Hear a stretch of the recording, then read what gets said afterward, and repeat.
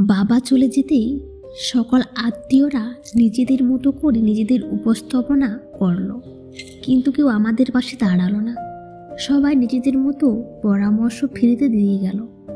কথায় আছে, যদি তুমি সাহায্য চাও একজনও দিবে কি না সন্দেহ আছে, কিন্তু তুমি যদি পরামর্শ চাও তাহলে সবাই দিতে রাজি আছে। কয়েকদিনের সকলকে চেনা হয়ে গেল।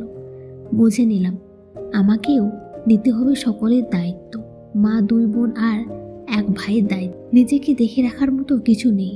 সবাইকে ভালো রাখতে হলে তো আমাকে ভালো থাকতেই হবে, কারণ বেঁচে থাকতে হলে অন্য মুখে দিতেই হবে। সব কিছু গুছিয়ে নিয়ে চাকরিতে জয়েন করলাম। গুছিয়ে নিয়ে সংসার দায়িত্বগুলো হাসি মুখে পালন করতে লাগলাম। পছন্দ করা মানুষটাও একটা সময় আমার হাত ছেড়ে দিল, কারণ সে আমার দায়িত্ব নেবে, আমার পরিবারের নয়। আজ এই ছোট তো কাল ও ছোট। একদিন জানতে পারলাম সে বিয়ে করে নিয়েছে। বাহ, এমন সুসংবাদ আমার জীবনের দ্বিতীয়টি নেই। 4 বছরের সম্পর্ক ইতি টেনেছে, দিব্য সংসার নামের ঘর বাঁধলো অন্য কারো সাথে। বেশ তো, ভালোই হলো। আমার আর কোনো কিছু পিছুটার রইল না। এখন আমার একটাই লক্ষ্য, পরিবারকে সুখে রাখার। আমার পরে আমার ভাই স্কুলের গণ্ডি পেরিয়ে কলেজে উঠেছে। ছোট্ট 2 জমজীবন 9-এ পড়ছে। বাবা মারা যেতেই মায়ের শরীরের রোগ বাসা বেঁধেছে। সকল দায়িত্ব পালন করতে আমি হিসমিস খেতে লাগলাম। তবু আমাকে পারতেই হবে। সারাদিন অফিস শেষ করে যখন বাড়ি ফিরে নিজের পরিবারের মুখের হাসি দেখতাম, ভালোই লাগতো। সকল ক্লান্তি দূর হয়ে যেত। এইভাবে দিন ফুরিয়ে রাত আর মাস গড়িয়ে বছর পার হয়ে গেল।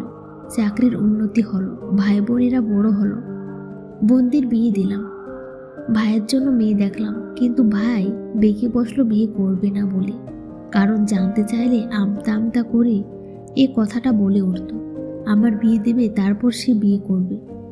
নিজের বয়সের কথা চিন্তা করে যখন না বললাম, তখন বলে উঠল, যখন তোমার আরো বয়স বাড়বে কে দেখবে তোমায়?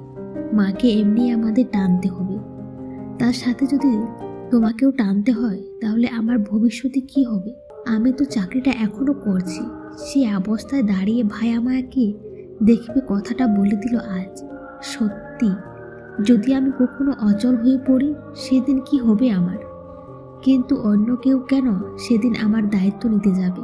যেখানে আমার কাছের মানুষগুলো আমি সচ্ছল থাকার পরে আমার দায়িত্ব নিতে চাইছে না, যাদের জন্য আমি এত কিছু করলাম, নিজের বয়স বাড়িয়ে আজ 35-এর গিয়ে ঠেকালাম। আপন জনরাও যদি বেমান করে, তারা যে করবে না তা কি গ্যারান্টি আছে? তবুও আমি ওদের সাথে পেরে উঠলাম না। ওদের সাথে মাও যোগ হলো।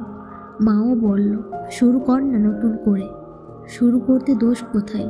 জীবন সব সময় যে বেমানি করবে এমনটাও তো নয়।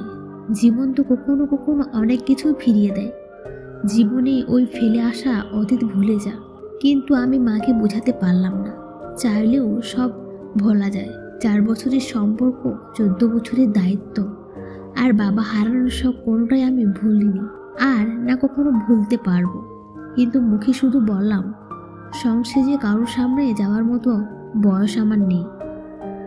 কেউ যদি আমার বিয়ে করতে চায়, সে যেন আমার ঘরে এসে একাই দেখে যায়।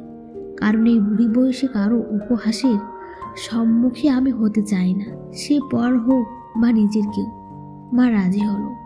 তোড়জোড় চলল পাত্র খোঁজার। অবশেষে একজন পাত্র পাওয়া গেল, কিন্তু ডিভোর্সি। কথাটা শোনার পর নিজের উপর নিজেই খুব খুশি হয়ে গেলাম। এটাই জীবনের আসল মানে। আমি বারণ করিনি ওদের, কারণ ওদের ভালো খারাপ সিদ্ধান্ত নেওয়ার আমি যে আজ বড্ড ভুল সিদ্ধান্ত নিয়ে ফেলি, তাই ওদের সঠিক সিদ্ধান্ত আমাকে মেনে নিতেই হলো। আমার 35 বছর বয়সে তো আর আমি অবিবাহিত পরিশেষ আশা করতে পারি না। যেখানে নিজের এক বুড়ি, সেখানে একজন ডিভোর্সি ছেলে আমার জন্য সঠিক।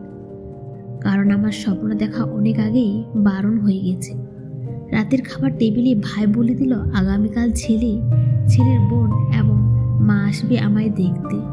আমি কিছু বলতে নিলে ভাই আমায় থামিয়ে দিয়ে বলল, চিন্তা করো না আপু, ছেলে তোমার ঘুরে গিয়ে তোমায় দেখবে। ছেলের বোন মা তারা শুধু সমাজ রক্ষা করার জন্য আসছে, আর কিছু না। তাদের ছেলে তোমার পছন্দ করলে তারা তোমার ঘরে তুলে নেবে। আমি জানি আপু তুমি আমার উপর রাগ করে আছো, কিন্তু বিশ্বাস করো কখনো কখনো ছোট হয়েও বড়দের ভালোর জন্য কঠিন হতে হয়। সারা জীবন তো আমাদের জন্য ভাবলে আজ না হয় আমরাই তোমার কথা ভাবি। শুধু মনে রেখো তোমার দায়িত্ব যেমন আমার কখনো খুঁত ধরতে পারেনি, আল্লাহ চাইলে তুমি কখনো আমার এই সিদ্ধান্তে আফসোস বোধ করবে না ইনশাআল্লাহ। এই কথাগুলো বলেই ভাই আমার খাবার টেবিলে ছেড়ে উঠে গেল। মা চোখের জল মুছে বলল, আমরা চাই তুই ভালো থাক। আমাদের জন্য যে সুখগুলো তুই বিসর্জন দিয়েছিস তা নতুন করে তোর জীবনে ফিরে আসুক। তুই নতুন করে নতুনভাবে আবার শুরু কর। বলা তো যায় না কোনো সুখের রাজ্য তোর অপেক্ষায় আছে। যে সুখের বয়স আমি পার করে এসেছি এটা এই বয়সে এসে যে ধরা দেবে কে বলল? কিন্তু আমার বোকা ভাই বোন আমার মাকে কে বোঝাবে? আমার ভালোবাসার সম্পর্কের উপর বিশ্বাস নেই। মিথ্যা মায়াজাল অভিনয় সম্পর্কগুলোর মাঝে বেশ লুকিয়ে থাকে। সেদিন জানতে পেরেছি শ্রাবণ বিয়ে করেছে, সেদিন আমার পাগল পাগল অবস্থা। কখনো ভাবতেই পারিনি এই মানুষটা আমায় ঠকাতে পারে। আমার দিন রাত খেয়াল রাখা মানুষটা এইভাবে আমার পর করে দূরে সরে যেতে পারে। শেষ সময় ওকে ফোন করে আকুতি করেছিলাম একবার দেখা করো, কিন্তু ও বিনিময়ে বলেছিল আজ আমি আমার বউকে নিয়ে ঘুরতে যাব। কোনো ফালতু মানুষের জন্য আমি আমার সুন্দর সময়টা নষ্ট করতে চাই না। আমি ফালতু মানুষ। হ্যাঁ, ফালতু না হলে কি আর একজন সদ্য বিবাহিত দম্পতিকে আলাদা করতে চাইতাম? সেদিন নিজের বেইমানের জন্য আরেক দফা অবাক হলাম। তারপর আর তার সাথে দেখা হয়নি বা কথা, কিন্তু আমি তাকে কখনো ব্লক করিনি। কেন করিনি জানিনি, শুধু জানি আমি পারিনি ব্লক করতে। এই না পারার জন্য হয়তো 7 বছর পর একটা মেসেজ এসেছিল তার নাম্বার থেকে, খুব ছোট্ট একটা মেসেজ, কিন্তু সেইখানে লেখা ছিল কারোর কষ্টের কথা।